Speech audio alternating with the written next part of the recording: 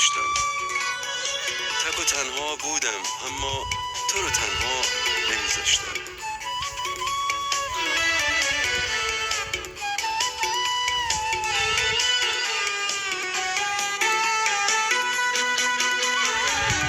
یه دفعه ماهی شدی، یه دفعه ماهی شدی، کنار چشم دیدمت، گفتم به هر قیمتی هست، گفتم به هر قیمتی هست، به دریاها نمیدمت.